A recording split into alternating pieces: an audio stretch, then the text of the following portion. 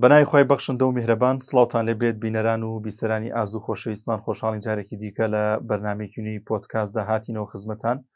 ئەمڕۆژ میوانێکی دیکەمان دەبێت بەڕێز دکتۆر هەورامان گەچێنەی ئەندامی پەرلەمانی خولی پێشووی پەرلەمانی کوردستان کۆمەڵی قسە و باس دەکەین سەبارەت بە کار و پرۆژەکانی فراکسیۆنی کۆمەڵی دادگەری لە پەرلەمانی کوردستاندا لە ڕابردوودا کردویانە و ئەو هەڵوێستانەی کە کۆمەڵی دادگەری و بەڕێزیان دکتۆر هەورامان گەچێنی کە هەیەیان بووە لە پەرلەمانی کوردستاندا و باز لەوەش دەکەین کە ئەگەر نوێنەرانی کۆمەڵی دادگەری زیاتر بن چ ڕۆڵ و کاریگەریەکیان دەبێت چۆن دەتوانن کار بکەن لە پەرلەماندا چۆن دەتوانن پرۆژە یاساکان بەرەو پێشەوە برن و هەروەها ڕۆڵیان دەبێت لە جێبەجێکردنی ئەو یاسایانەی کە پێویستن بۆ کۆمەلگا پێویستن بۆ خێزانەکان و بەرەنگاری ئەو یاسایانە ببنەوە کە کۆمەلگا بەرەو لە ڕێدا دەبات و دەبێتە مایش سەر لێ شێوای نێو کۆمەلگا کە کۆمەڵێک بابەتی زۆر گرنگی تێدایەوە گفتوگۆیەکی گرنگ دەکەین لەگەڵ بەڕێز دکتۆر هەورامان کاک دکتۆریان زۆر بەخێر بێت سپاس بۆم دەکەتە خۆشحاڵین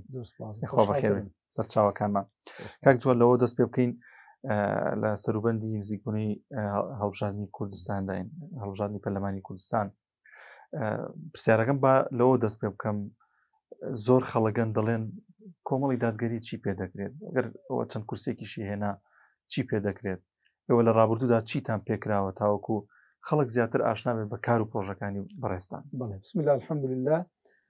والصلاة والسلام الأتمان الأسلمان على حبيبنا رسول الله محمد وآله وصحبه أجمعين سپاس بۆ بەڕێستان و سپاس بۆ بانگەشکردنمان بۆ ئەم دیدار و بەرنامەیە و سپاس بۆ هەر براخوشێکی تر کە دوایی بەرنامەکەمان ئەبیستێ و ئەبینە هیوادارین کە سوودێکی هەبێت. طبعا ئەم پرسیارە خەڵک حەقی خۆیەتی ئەم پرسیارە بکات. ئەم پرسیارە وەڵامێکی کورتی هەیە و وەڵامێکی درێژیشی هەیە. لە عەرەبیا پێ ئەڵێن مجمەل و مفەسەل. وەڵامە کورتەکەی ئەوەی کە من لە ماوەی 2 خولی پەرلەمانتاریە زیاد لە 10 ساڵ لە پەرلەمانی کوردستان بۆی ئەڵێم 10 ساڵ چونکە هەر خولێکیان ساڵێک درێژ کرایەوە. ئەوەی کە بینیم گەیشتمە ئەو دەرئەنجامەی کە هەمووکو شارەزایەک لە واقع هەمووکو ئەزمون لە ناو پەرلەمان و بینینی هەموو ئەحداسەکان و ورد و درشتی پەرلەمان و گرنگی بوونی پەرلەمانتاری عەقیدە پاک و موسڵمان و دیندار و شارەزا لە شەرع و بەغیرەت و خاوەن مەبدە نەدۆڕاو و هەمووکو شارەزایەکیش لە شەرعی خوا هەم واقع هەم شەرع. ئەوەیە کە بە کورتیەکەی ئەوەیە کە بوونی پەرلەمانتاران ئیسلامی ئەوەی کە هەممی ئیسلامە ئەوەی کە ئێوێ دینی خوا حاکم بێ لە وڵاتە بە نمونە ئەندامانی پەرلەمانتارانی کۆمەڵی دادگەری بوونیان واجبێکی شەرعیە و نەبوونیان گوناهباریە و ئەو کەسەی کە سوژدە بۆ خوای گەورە ئەباو خۆی بە موسڵمان و دیندار ئەزانێ خۆی بە ئەهلی مزگەوت ئەزانێ ناچێ بۆ دەنگدان تەئکید بکە گوناهبارە بێت. ئەم قسەیە ئەمە فتوایە لێی بەرپرسم لە دنیا و لە بەردەمی خوای پەروەردگاریشە. إعلام الموقعين عن رب العالمين ئەو کەسەی کە ابن قەیم کتێبێکی گەورەی هەیە بەوە ناوە إعلام الموقعين عن رب العالمين ئەوانەی کە لە جێی پەروەردگار ئیمزاکەن واتە بە ناوی دینی خوای پەروەردگارەوە قساکەن ئیمزاکەن لە جێی خوا. واللهی بەرپرسم لەو قسەیەکە لە دنیاش و لە قیامەتیش و هەر کەسێکیش خۆی بە شارەزا لە شەرع ئەزانێ پێشەوانی ئەم ڕێی منی هەیە لێرە و لەم بەرنامەی جەنابتەوە بانگهێشتی ئەەکەم بابێت مناقەشەیەکی هەرچی کەناڵی ئەو کوردستانە هەیە بە بیسترا و بینراوەوە ئەوەی کە لەم کوردستانە هەیە با هەمووی بێت و ڕاستەوخۆ پەخشنی بکات مناقەشەیەکی علمی زانستی شەرعی بکەینە سەر ئەو بابەتە ئەگەر توانای ڕوبەڕووبوونەوەی هەیە هەر کەسێکە هەر پلە و مەقامێکی هەیە. ئەوە وەڵامە کورتەکەی. وەڵامی تەفسیلەکەی ئەوەیە کە ئێمە لەو ماوەی کە لە پەرلەمانە بووین وێ ڕای هەڵوێستەکانمان هەمیشە لەبەرەی گەل بووین لەسەر بابەتی خزمەتگوزاری لەسەر بابەتی موچە لەسەر بابەتی بەرەو چۆنیەتی بەرەو پێشچوونی ژێرخانی ئابووری ئەم وڵاتە لەسەر متابعەکردنی پرۆژەکان لەسەر داهاتی ئەم وڵاتە لەسەر هەرچی ئەو بابەتانە هەیەکە بە ورد و درشتەوە ڕوو لە خەڵکەکات ڕوو لە بەرژەوەندیەکانی خەڵکەکە بابەتی گرێبەستەکان بابەتی پێشمەرگە بابەتی کەسوکاری شەهیدان بابەتی وانە بێژان و ئیلە ئاخری ئێمە شت نییە و بابەت نییە کە لە پەیوەندی بە دنیای خەڵکەوە هەبێ قسەمانتیان نەبوو بێ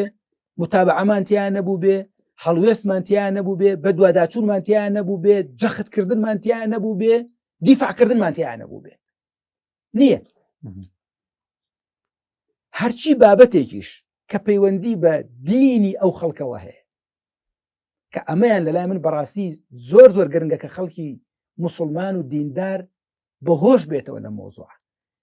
ئێمە سەری ڕم بووینتیایە ئێمە سەری ڕم بووینتیا و بەڵگەم پێ لەسەر ئەو بابەتانە من بە هەروە قسە ناکەم بەکو بڵێ بێ بەڵگە قسە بکەم لەوانەیە جەنابەت پرسیارێک لا دروست بوو بێ و بینەرانی بەڕێز پرسیارێکیان لا دروست بوو بێ ئەم شتا ئەم پرۆتۆکۆلانەی پەرلەمان چێ من هێناوە بۆ بەرنامەکەم ئەم پرۆتۆکۆلانە ئەمە طبعاً هۆڵی پەرلەمان وەکو ئەنجومەنی وەزیران نییە لە ئەنجومەنی وەزیران کە دانیشتنەکان ئەنجومەنی وەزیرانەکرێ مەرجنی هەموو قسەکان پرۆتۆکۆل بکرێ و قسەکان بنووسرێتەوە بەڵام لەناو هۆڵی پەرلەمانە یەک جەناحی گەورە هەیە جەناحی پرۆتۆکۆل بچووکترین حرکات و سەکەنات و قسەی ناو هۆڵی پەرلەمانی ئەندامی پەرلەمان ئەنووسرێ و تۆمارەکرێ و ئەمێنێتەوە و ئەرشیفەکرێ و داعانرێ و تەبعکرێ خۆزگە باحثێکی دکتۆرا باحثێکی ماجستێر بەهاتایە دکتۆرایەکی لەسەر ئەم بابەتە وەربگرتایە ماجستێرێکی لەسەر ئەم بابەتە وەربگرتکە و تەرحە بۆ تەڵەبەکانی دکتۆرا و ماجستێر بێ سێری ئەم پرۆتۆکۆلانە بکەن لە یەکەم ڕۆژی ئەو 2014 کە ئێمە چوونەتە ناو هۆڵی پەرلەمانەوە هەتاوکو کۆتا هەمین دانیشتن هەمووی مهێناوە بزانە لە ناو ئەو پەرلەمانی کوردستانە هێڵاومانە لە ماوەی 10 ساڵی بوونمان طبعا ئێمە پێشتری ژەر هەبوون بەڵام من باسی ئەو ڕۆژە ئەەکەم کە خۆم چوومەتە ناو پەرلەمان باشە بزانە هێڵاومانە دەوشە بوترێت دە کەلیمە بوترێت ناو ئەو هۆڵی پەرلەمانە بە ئیختیلافی ئەو هەموو ئەجناس و ئەسنافەی کە ناو پەرلەمانە هەبووە کە لەو پەڕی ئیسلامی بۆ ئەو پەڕی ئەلمانی و چەپی تیا بووە زانێ ناو هێڵاومانە دەوشە بەڵکو 10 حرف بوترێ پێچەوانەی دینی ئەو میلەتە بێت لە تەواوی ئەمە تەحەدا ئەکەم و ئەگەر کەسێکیش وێرا بێتی جورئەتی کرد بێ بزان نەچوین بە گژیا بزانە ڕامان نەگرتووە بزانە داوا لێ بردنمان پێ لێ نەکردووە باشە ئەگەر ئەمە بەڵگە نەبێ لەسەر ئەوەی کە خەڵک دەنگ بە ئێمە با بۆی ئەمثالی وەکو ئێمە لەوێ بێ ئەگەر خەڵک دەنگمان پێ نەدا بۆی نمونەی وەکو من بڕاتەوە پەرلەمان چێ بێ دیفاع بکات نمونەی وەکو ئەندامانی فراکسیۆنی کۆمەڵی دادگەری هەبن چێ بێ دیفاع بکات من پرسیار لەو میلەتە ئەەکە من پرسیار لەو بەناو ئەوانەی کە بەناو عەلە ئەهلی عیلمین بەڕاستی کە لەوانەیە زۆر جا لەوان لە منتەلەقێکی ئیسلامیشەوە لە منتەلەقێکی دینیە وە حاڵی بوو بێکە ئەمە دینە ئێڵێ بەڵام زۆر بە هەڵا ڕۆشتووە چێ بێ دیفاع بکە ئەی خوای گەورە نافەرمێ گەورەترین خەسیسە و تایبەتمەندی ئەم ئومەتەی پێغەمبەر صلی الله عليه و آله وسلم فەرمانکردن نییە بە چاکە و بەرگریکردن نییە لە خراپە خوای گەورە دەربارەی ئومەتە نافەرمێ كنتم خير أمة أخرجت للناس ئێوە باشترین ئومەتێکن کە بۆ خەڵکی هاتوون بەچی باشترین ئومەتین تأمرون بالمعروف وتنهون عن المنكر وتؤمنون بالله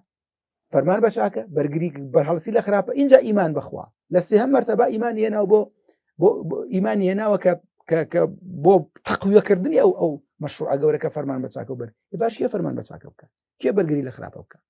واسطه ما سبوتشي هاوشانی وی برای زباسی کر یعنی جانبی عینی شو باسی کر که فرض لستاکی مسلمان گروپێک نوخبەیەک لەوانەیە هەبن بەرگری لەوە بکەن کە مسلمانان بەشداری لە پەرلەمان نەکەن مسلمانان نەچنە دەنگدان هەندێک جار مسلمانان کافرەکەن بۆی کە ئەگەر پەنجەی مۆر بکە یاخود ئیمزا بکات یاخود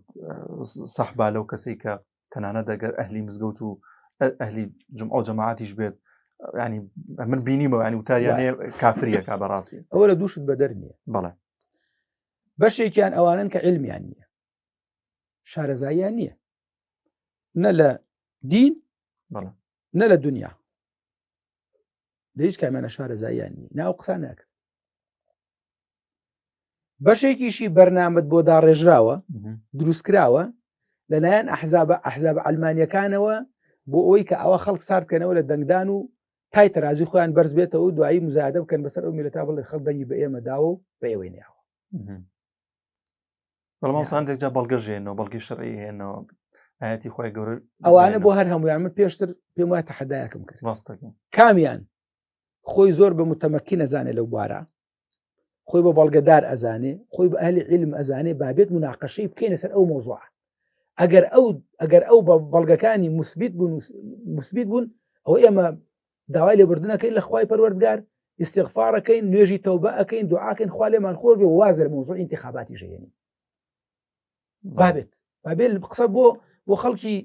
بێعلم نەکات و لە سۆشیال میدیا بڵای کات بێ مناقەشەی علمی ئەو مۆزوع بکەین با خەڵک هەمووی تێبگا بزانێ ئایا بەڵگەکانی بەڵگەن جاری وایە کابرا بەڵگەیەک هێنێتەوە نەک بەڵگە نییە بووی بەڵگەیە لەسەری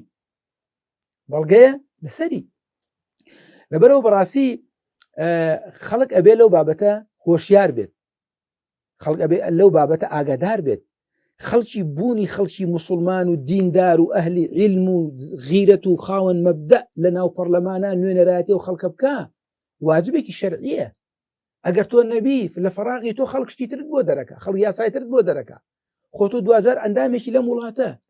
وانێ خۆ تۆ هیجرەتت نەکردووە بچیت لە وڵاتێکی تر بژی هەموو ئەو یاسایانە هەموو ئەو پرۆژە بڕیارانە کە لە هۆڵی پەرلەمانی کوردستان دەرچی دوای جێبەجێەکرێ بەسەر تۆ بەسەر من بەسەر خۆتا جێبەجێ نەکرێ کاکی من بە قوربان بەسەر خێزانەکە تا جێبەجێکرێ بەسەر کشەکان و کوڕەکانتا بەسەر ئەوانە جێبەجێ نەکرێ بەسەر نەوە وەشەکانتا تا بڕا جێبەجێکرێ کاکە یاسای وایە لە شەسەکانە دەرچوو ێسەر بەسەر من تۆ جێبەجێکرێ وانی ئەبێتە یاسا لە وڵاتە لەبەرەوە تۆ ئەگەر لێبی ئەگەر توانیت گۆڕانکاری دروستکەی ئەو گۆڕانکاری دروست کردو ئەگەر ناخۆ تۆ هیچ نەبی ئەتوانی بەرگری بکەیت ئەتوانی بەرهەڵستی بکەیت وەلی تەستەبینە سەبیل المجرمین یانی چی کاک ئێمە بابەت هەبوو لە ناو هۆڵی پەرلەمانە هێناویانە باشە پێمان ڕاگرتوون پێمان ڕاگرتوون بۆ نمونە بابەتی توندوتیژی خێزانی بە ناو توندوتیژی خێزانیەوە یاسایەکیان نەهێنا کە پڕ بوو لە پێچەوانی قورئان و سنەتی پێغەمبەر صلی الله علیه وسلم ێ باشەوە ئەگەر ئێمە نەبووینایە بەرمان پێ بگرتایە من یەکەم کەس بوو بەڵگەشم پێ ئەوەش بەڵگەک ئەوەش بەڵگەکە کە سەبارەت بە توندوتیژی خێزانی باڵێ خۆی بەخشندەی میهرەبان بەڕێز سەرۆکی پەرلەمان هەورمان ئەوسە نزیکی مایکەکەت بێ طبعاً دیارە ناونیشانی هەر پرۆژەیەک بێ پێکەڵپێک بێت سیدقی تیا بێت لەگەڵ ناوەڕۆکەکەیە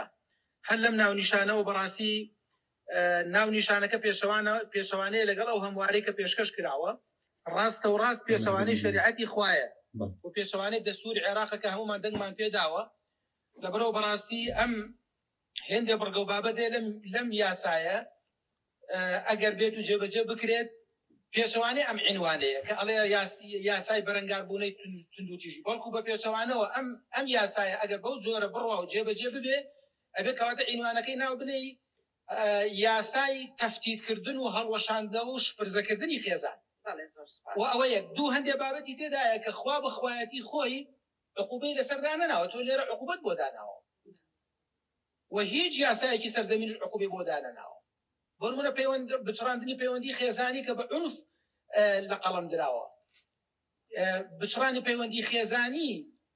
کەسێک ئەگەر بڵێ من ئافرەتە بڵێ من ئامۆزاکەم ئەبێ بێتە ماڵم پیاوەکە ڕازی نەبێ ئەوە بڕۆژ کاتی دەبگا بە بچڕاندنی پەیوەندی خێزانی لە قەڵەم ئەدرێت بە جەریمە لە قەڵەم دراوە هەندێشت هەیە لە شریعەتی خوای پەروەردگارە بە مەکرەمە لە قەڵەم دراوە بەڵام لێرە بە جەریمە لە قەڵەم دراوە کامە ڕاستە و ڕاست پێچەوانەیە لەگەڵ دینی ئەم میلەتە بۆیە من پێم وایە ئەم یاسای و ئەم هەموارە دەبێت ڕەت بکرێتەوە ئەسڵانە مناقەشەش نەکرێت زۆر باشە مامۆستایان ئێمە بووین سەرۆکی پەرلەمان ڕاگرت دانیست چی بکەن ینی ئەوان چیانەی لە یاساکە ئێوە چیتان کردبووی ئەوان لە یاساکە هاتبوون بە حساب ئەم یاسایە یاسای هەموارکردنەوەی یاسایەکی لەوە پێش بوو کە دەرکرابوو لە پەرلەمانی کوردستانە ئەوە تێریان نەخوارد بوو ئەیان ویست کۆمەڵە ژەهری تری تێکەن بە ناوی هەموارکردنەوە یاسای بەرەنگاربوونەوەی توندوتیژی خێزانی باشە بە حساب ڕوبەڕوویە بنەوە بەم یاسایە لە ناو مجتەمەعات توندوتیژی خێزانی بەڵام کۆمەڵە بەرگە و بابەتی زۆر سەیری تیا بوو زۆر عەجیبی تیا بوو کە خوا ئاگادارە ومن لە کاتی خۆشە زۆر ڕوونم کردەوە لە ئەوروو من چوومەتە بەریتانیا لەناو بەریتانیا شەشتیوانە یعنی بەپێ ئەو یاسایە بوو ئەگەر جێبەجێ ببوایە بە ئاسانی تۆ لە شاری سلێمانی هەولێرە هاتیتە دەرەوە ئەم دراوسەیەکی وەڵامە دوو کشن شویان بە یەکتر کردووە ئەم دراوسەیەتان کێ وەڵامە دوو کوڕن شویان بە یەکتر کردووە ئەمە بەرامبەرتان کێ وەڵام ئەمە سەگ یەکێکە شووی بە سەگەکەی خۆی کردووە چۆن ڕاگیرە مامۆستا بۆ ئێمە ڕامانگرت بەڵێ ئێمە ڕامانگرت ئەوە تا من پێم وتم بەسەری پەرلەمان ئەوە نییە و بەڵگەکەم پەرلەمانتارانی دیکە درکیان بەمەکە پشتگیریان کرد هیچ کەسێک پێش من دەرکی بۆ مۆزوعە نەکرد بوو بە تەحەداوە ئێڵێ و هیچ کەسێکیش پێش من داوای لە سەرۆکی پەرلەمان نەکرد کە ئەو پرۆژەیە ڕابگیرێ هەندێک نەفەر هەڵسان یان و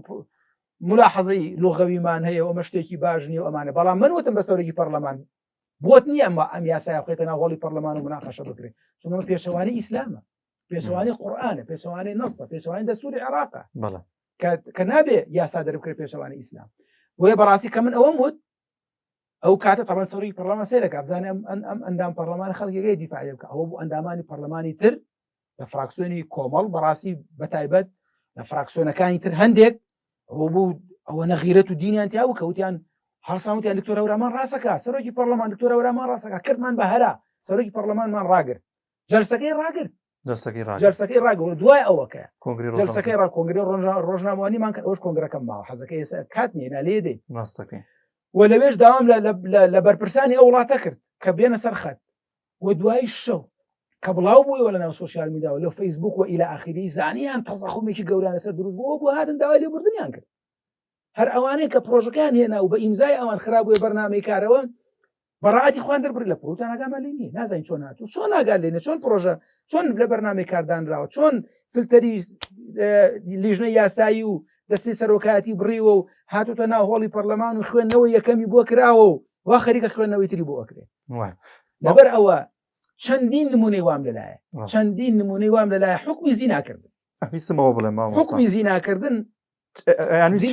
زیناکردن لە قورئانە خوای پەروەردگار باسی کردووە ئەو کەسێک کە زیناکە ئەو ژنەی کە زیناکە ئەو پیاوەی کە زیناکە یام شووی کردووە یام شووی نەکردو یام ژنی هەیە یام ژنی نییە لە ئیسلامە ئەگەر شووی کردبێ ئافرەتەکە یان پیاوەکە ژنیە نابێ خاوەن خێزان بێ ئەوە حکومەکەی ڕەجمە حکومەکەی کوشتنە و ڕەجمکردنە و ئەوە تەفاسیلی ئەمە کورتەکەی تەفاسیلی هەیە طبعاً چۆن ڕەجمەکرێ بە چ مەرجێک شاید و ئیلا ئاخری ئەگەر شووی نەکرد بوو ئافرەتەکە یان پیاوەکە ژنی نەیە نابوو ئەوە حکومەکەی بریتە لە جەڵد لێدان 100 جەڵدی لێ ئەدرێت باشە 100 جەلد وەکوخوای ئەمە شتێکە خوا باسی کردووە رب العالمین باس کردووە پاراستنی ناموسی خەڵک بۆ پاراستنی ئابڕووی خەڵکە طبعاً ئەوانە هاتبوون پرۆژەیەکیان نابوو یەکێگەی و بازی ناکردم ڕۆژێک حەبسکردن بێ و یەکێگەی و با 2 ڕۆژ بێ یەکێگەی و با ساڵێک بێ یەکی بە عەقڵی خۆی من هەستامەوە سەر پێ بڵێم بۆ وێڵن چی ئەمە قەزیە خوا باسی کردووە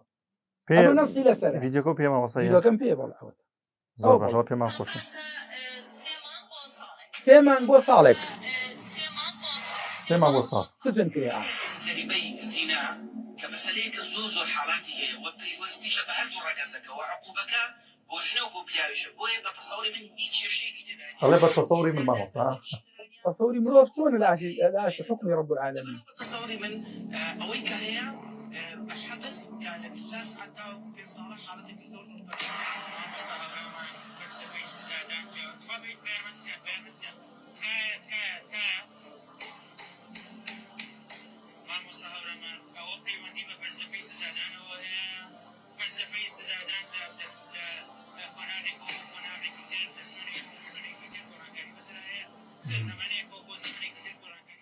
يعني أو زمانك أخوي بالعدس أو فلسفەی چی ئەوە خوای گەورە قسەی تیا کردووە رب العالمین پەروەردگاری ئەو کەونە ئەحکەم الحاکمین پادشای پادشاکان مەلیک الملوک حکمی تیا دەرکردووە ورسول الله صلى الله عليه وآله وسلم تطبيقي كردو لحياتي خويا جێبەجێ کردووە ئەمە يعني مەبەستم ئەوەی ئەگەر خەڵکێک لەناو هۆڵی پەرلەمان نەبێ کاکی داعی کاکی بانخواست ها کاکێک کە خۆت بە شوێن کەوتەی سەلەفی صالح ئەزانی بۆیە پێمان حرامە مرۆڤ نابێ یاسا دابنێ باشە مرۆڤ نابێ ئەو بۆی دائەنە ئێمە نەمان هێشت جوانە باشە هیچ نەبێ ئێمە نابێ ئەگەر ویستیان بە زۆری نەتەی پەڕێنن ئەی نابێ خەڵکێک هەبێ هەندێک جەلسە هەیە بۆ معلوماتە سەرۆکی پەرلەمانی دادە دەنگدانەوە لە جەلسەکان مغلقن واتە کەس نابێ بیبینێ لەوێ تێپەڕێنە ئەی نابێ خەڵکێک لەوێ بێ هیچ نەبێ وەلی تەستەبینە سەبیل المجرمین هاوار بکە ئەنە منذر العریان هاوار کا بڵێ خەڵکە موسڵمانەکە شێخ مەلا سۆفی سەلەفی کۆمەڵ ئیخوان ئەهلی مزگەوت ئاوا ئەیانەوەی یاساک دەرکەن دژی قورئانەکەتان ئەیانەوێ شتێک تێپەڕن دژی ئیسلام دژی کتاب و سنەی پێغەمبەر دەوەرنە جواب لەسەری زۆر زەروامان کردووە فشارمان دروست کردووە یەکسەر ڕان وەستاندووە لە مۆزوعی ڕیبا ئەگەر نازانم جەناب پرسیایی ترت هەبێ لە مۆزوع ڕیبا بە هەمان شێوە ڕیبا پرۆژە یاسایەکیان هێنا بوو کە پەرلەمان سەلاحیەتیان بداتێ 5 ملیارد دلار قەرزکەن 15 ملیارد دلار بدەنەوە 10 ملیارد دلار سوبن 10 ملیارد دلار دەسەرشانیە میلەت کە 10 ملیارد دلار هەرچی گەنجی ئەو وڵاتە هێژنی پێهێنێ ئەبێتە خاوەنی شوقەی خۆی ئەبێتە خاوەنی سیارەی خۆی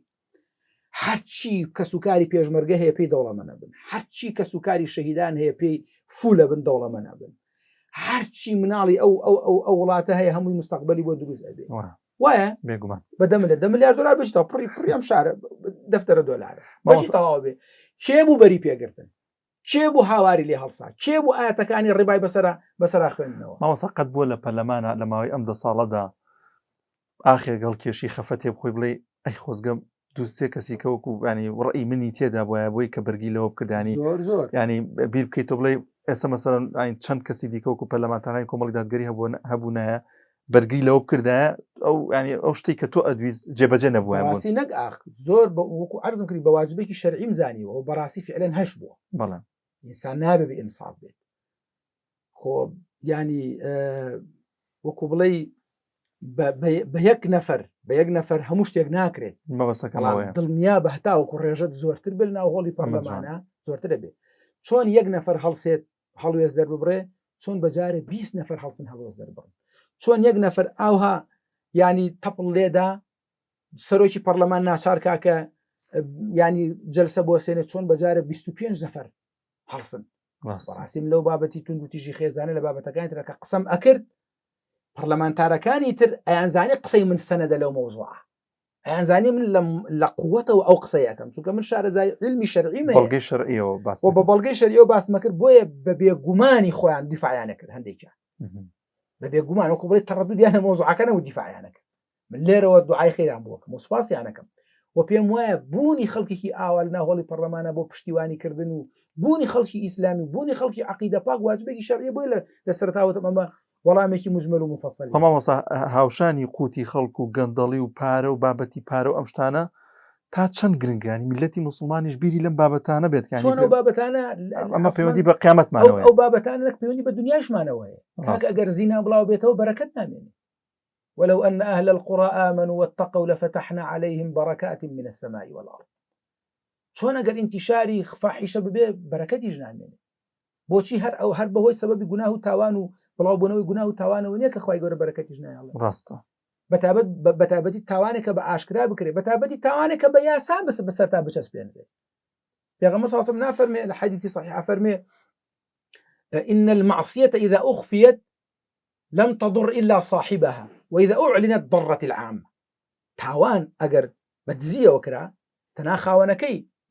زرر من أنبي والله ما يجر بعام كرا يجر بعاشكرا كرا يجر بو بياسا يجر شو همو دامو دزقا كانوا يجر سبين رابع سر خلقا ضرت العامة خلقها مو زررك زرري معديك زرري معنويك بركتنا من شون نصا لبرو براسي يعني وكو أرزم كردي أم بابتك زور حساسة بۆیە هیچ عوزرێک نییە بۆ خەڵکە بڵێ وەڵا ناچم دەنگ بم کاکە بۆ ناچی دەنگ بین تۆ دووشت لە بەردەم تا یەکێکیان خراپێکیان چاک یەکیان تەجربە کراوە یەکیان تەجربە نەکراوە تەجربەی چاک دەرچوو ئەم تەجربەی تۆ نابێ بڕۆی ئەوەی چاککە دیفاع لێ بکەیت حتا عولەما فەرمن لەو وڵاتە ئەوروپیانەی کە تۆ لەوەی پەناهێندەی بۆ نمونە لەوەی ئیقامەت وەرگرتووە ئەگەر دوان مڕەشەح بوون هەردووکیان خراپ هەندووکیان بێ باوەڕ بوون بەڵام یەکیان تۆزێ باشتر بوو مسلمانان شەڕەکەی کەمتر بوو باشتر وای تۆ بچیت دەنگ بەو بێ بۆی تۆ شەڕی کەمتر ئەی چ جای کە خەڵکێکی مسلمان خەڵکێکی دیندار هەبێ لە مەیدانەکە تۆ عوزر چیەکە ناچی دەنگ بی کاکە گیان کە دەنگ نادەیت دەنگت داوە ئەو کەسێک کە دەنگ نادا باشترین دەنگی داوە چونکە کە تۆ داچی دەنگ بی تای تەرازوی ئەم بەرزە بێتەوە پێیان خۆشە دەنگ پێیان خۆش خەڵک دەنگ نێنێت چونکە ئەو 5 دەفتەر دۆلاری پێ هاتوتە بازارەکەەوە تۆش دەفتەر دۆلارت پێێتەوێ بیت ئەگەر تۆ دەفتەرەکەی خۆت نێنی بیتە بازارەوە 5 دەفتەرەکەی خۆی زاڵە بێ لە ناو بازارەکە خۆشتەکە وازە شتێکی زۆر واضح و ڕوون و ئاشکرا عەسەن پێویست بە بەڵگەهێنانەوە ناکە هەنی من شدة وضوحه لا يحتاج إلى التوضيح ئەوەندە ڕوونە پێویست بە ڕوونکردنەوە ناکە بەڵام ئەوان لەبەرەوە مەسلحەتیان وایە خەڵک ناڕەحەتەکەن ئەڵێن پەرلەمانێکی دەنگدان هیچ سوودێکی نییە چۆن دەنگدان سوودی نیە ئەگەر ئێمە لەوێ نەبوونام هەموو یاسا شپرزەم هەموو یاسا کە پێچەوانی عەقیدە و مەبدە و شریعەتی خوای پەروەردگارە پێچەوانی ئەخلاق و دابوونەریتی کوردەواری هەمویان ئەسەپاند بەسەرمانە کاکە یعنی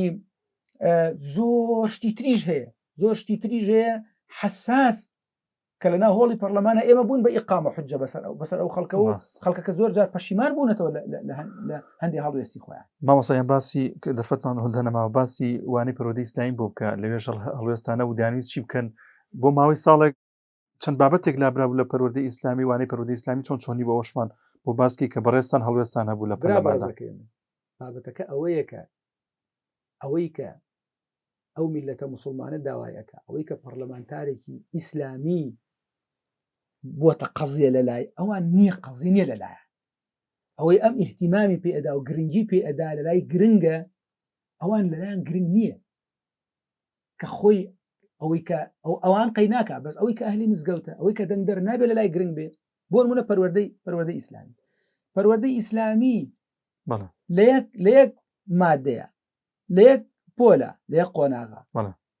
دەیان بابەتی هەستیار ساڵانی لەمە و پێش کە خوێنراوە ئەوان لایەن برد باشە چی هاتە جواب لەسەری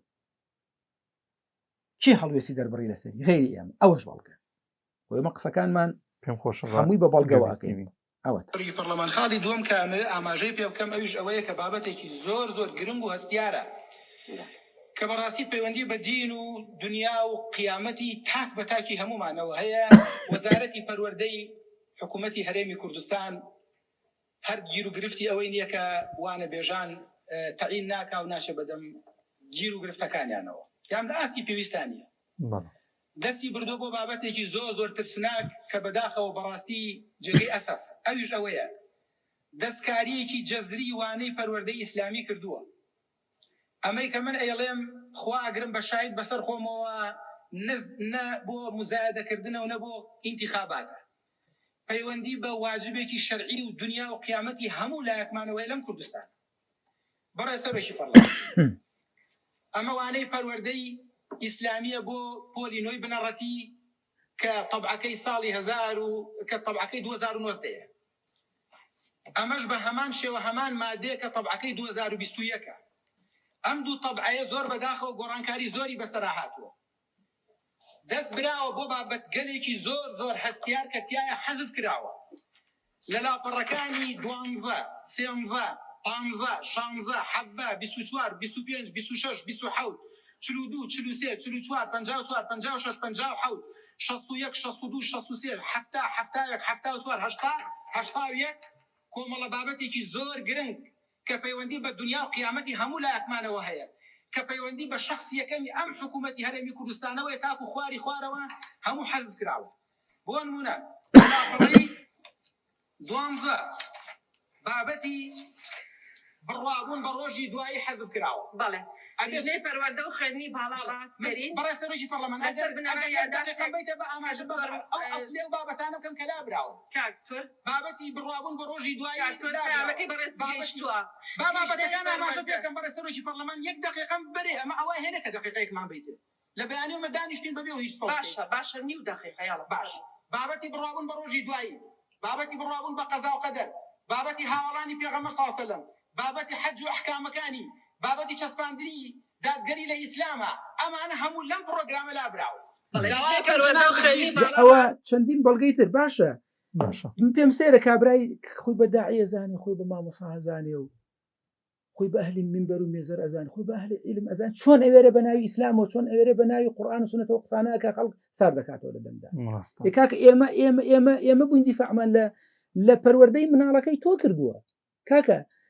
بابەتی بڕوابوون بۆ ڕۆژی قیامەت و بڕوا کەمە ئوسولی ئیمانە کەمە ئەرکانی ئیمانە بڕوابوون بە قەزا و قەدەر و بە ڕۆژی دوایی و بە مەلائیکە و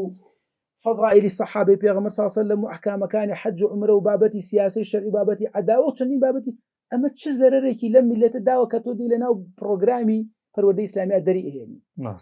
چ زەرەرێکی لەم میلەتە داوە ئێ باش ئەگەر خەڵکێک نەبێ کە لەوێ دیفاع بکە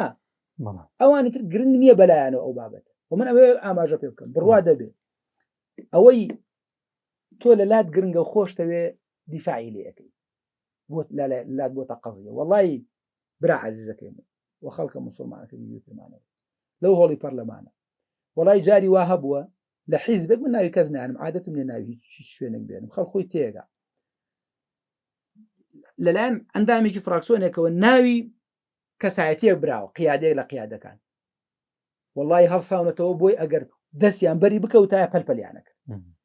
هی فراکسۆنەکەی بە پێچەوان و هی ئەملا بە پێچەوانەوە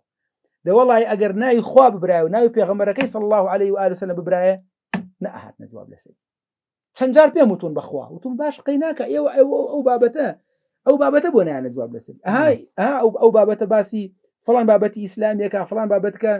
مەسی عەقیدەی هەمومانەکە ئەحکامی شەرعیەکە بۆ نایانە جواب نایە لە بەرەوە کەواتە ئێمەش ئەبێ وریابین ئاگادار بین خەڵکانێک دەنجیان پێ بین بیانکەی بە نوێنەری خۆمان کە لەوێ مهتەم بن هەم بە دینمان هەم بە ژینمان باوسەکیان دو پەیامت دەرفەتمانەوە دەنەما زۆر بە کورتی مسلمانێکی زۆر هەیە ئەهلی مزگەوت ینی و ڕەمەزانان ئەو هەموو مزگەوتە ماشاءالله پڕە لە مسلمانی زۆر باش و نوێشکەر ینی ئەمنی و سەعاتی دەنگدانە ینی تا چەند شایەتی دانە تا چەند دنیا و قیامەتین ئێمە بەرپرسی لەوەی کە دەنگ بە کێ دەدەین وەکێ هەڵەبژێرین وەکێ فەرزە لەسەرمان بەشداری بکەین برا بەڕێزەکەی من دواوتەم لە مۆزوعە خەیر الکەلام ما قل ودل باشترین قسە ئەوەی کە کورت بێ بەڵام پڕ مانا بێ باش من بەو هەموو خەڵکەی کە باسکردن مسلمانان ئەهلی مزگەوت ئەهلی قیبلە ئەوەی کە ئیسلامی مەبەستە ئەوەی کە دیندارە گەنجە جوانەکان من پرسیارێکیان لێ یەکەم ئەڵێم هەر ئەوەندە خۆیان وەڵامەکەی بالای خۆیان بێت پرسیارەکە لێرە من تۆ وەڵامی نادەینەوە هیچ کامە بەس خۆیانە پرسیارە لە خۆیان کەن سبەینێ ئێمە لەم دوو خولەی پەرلەمانە بۆنمونە لەم چەند خولەی پەرلەمانە ئەم بابەتانەی کە من بە بەڵگە باسم کردن کە هەمووی بابەتی حساسە باشە هەمووی بابەتی گرنگە و چەندین بەڵگەی تریشم پێ بەڵام بەرنامەکەی جەنابەت مەودای ئەوە نادا بەزە من مشتێکە لە خەروارێک ئەگەر ئەمانە نەک ئەگەری ناوێ هەمان خەڵک لەوانی ئەم جارە خەڵکی متطەریف و زۆر ئەسەن خەڵکی بڕاتە هۆڵی پەرلەمان حساب و ئیسلام هەر نەکە ئەسەن لەوانەیە شانازی پێوە بکە کە دژی ئیسلام بێت دژی ئەحکامی شەرعی بێت ئەوانە بە تاکید ئەچنەوە ناو هۆڵی پەرلەمان بە ئیمزای دە پەرلەمانتار هەموو پرۆژە یاساک پێشکەشەکرێت ئەوەندە پەرلەمانان تاران دەرسەکەوێت لەسەر ئەم بابەتە گرنگانە ئەوان هەمان بابەتی پەروەردەی ئیسلامی بابەتی دەستور بابەتی ڕیبا بابەتی زینە بابەتەکانی تریش بە ئیمزای دە پەرلەمانتار خەڵکی تر ئەم بابەتە هاتەوە ناو هۆڵی پەرلەمان فلتەرەکانی بڕی مناقەشەکرا ویسان بیکەن بە یاسا ئەگەر خەڵکێکی مسلمان و دیندار نەبێ ئەگەر خەڵکێکی ملتەزیم لەوێ نەبێ ئەگەر خەڵکێکی پابند بە ئیسلام و ئیسلام لەلای گرنگ نەبێت لەوێ بێ بەرگری لێ بکە دژی بۆستێتەوە ڕایان وەستێنێ ڕایان بگرێ تۆ چی ئەڵێ لەلای خوا بەهۆی بێدەنگی تۆوە ئەمە دروست بوو تۆ وەڵامت چییە بۆ قەبر تۆ وەڵامت چییە بۆ ناو بۆ دەشت بۆ مەحشەر تۆ وەڵامت چیە بۆ بەردەمی ڕەب العالەمین کە پرسیاری لێ کردی بە دەنگێکی تۆ بە سەوتێکی تۆ ئەم بابەتە ئەگۆڕدرا ئەم بابەتە وا دەرنەئەچوو تۆ وەڵامت چی تۆ وەڵامت چیە بۆ دنیای مناڵەکانی خۆت بۆ سبەینێ وەڵامت چیە من بەس ئەو پرسیارەکەم بەرنامەکە کۆتایی پێێنی ڕاستەوەڵە دەستەکانە خۆش بە زۆر سپاس دەکەین بەڕێز دکتۆر هەورامان گەچێنی ئەندامی خولی پێشووی پەرلەمانی کوردستان زۆر سپاس ئەم دەرفەتە خوا بەخێر زۆر سپاس دەکەین بەڵێ ئازان و خۆشەویستانمان تا پۆدکاستێکی دیکە بەخواتان دەستپێرین خواتان لەگەڵ